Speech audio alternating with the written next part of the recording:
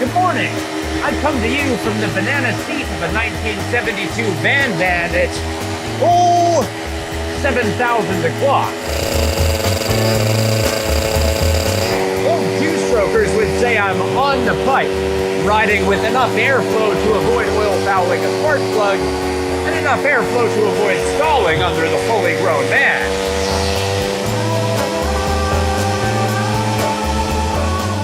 The new school might start on massive four-strokes that can lug around at 2,000 RPM all day, but that does not mean it's a good idea. How many revolutions per minute does your engine prefer?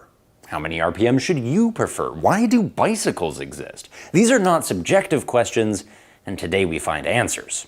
In engineering terms, a four-cylinder goes bang, boing, dong, ding, while the crankshaft goes round and round the mulberry bush. Now, I'm no engineer, I studied physics like a grown-up, but even I know that when the crankshaft spins faster than required, you get a spontaneous system rebalance.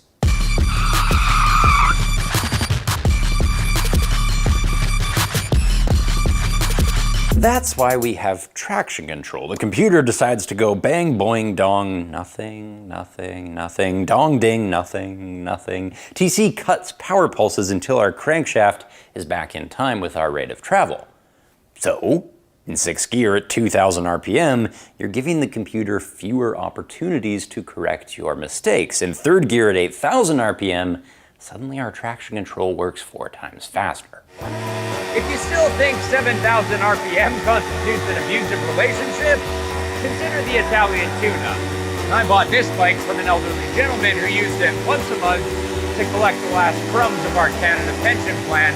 I swear to David Suzuki, it made 3 horsepower when I bought it. The first thing I do is that I like a Valentino Rossi for 30 minuti. And they call that the Italian tune-up.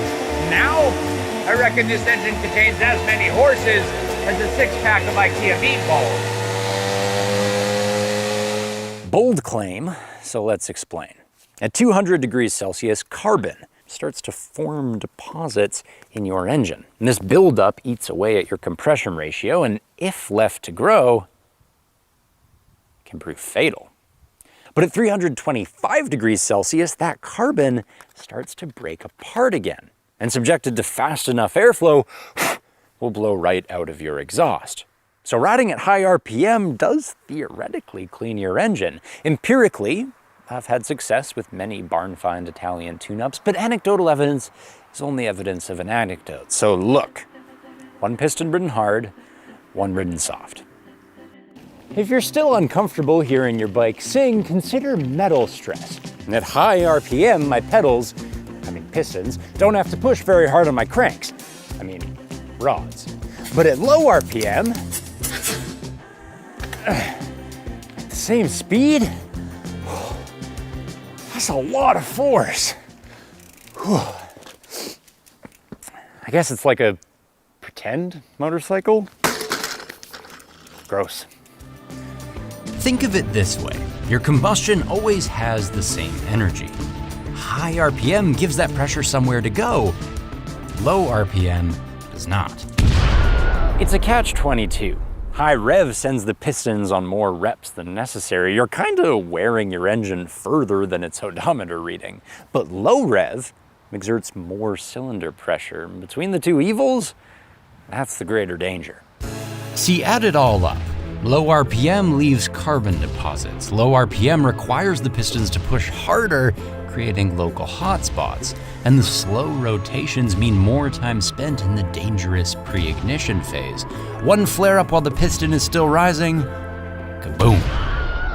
They call this low-speed pre-ignition, or detonation. Never lug your engine. Now go forth and rev the tits off your motorcycle. The metal is healthier at high RPM. The traction control is faster at high RPM. You paid for the whole tachometer, so use the whole tachometer.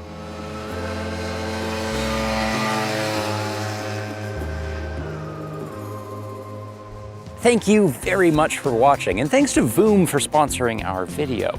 If you haven't made a quote already, please do me a favor and make one. It's the industry disruptor we need. See, Voom offers pay-per-mile motorcycle insurance. You snap your odometer and pay just for the distance traveled.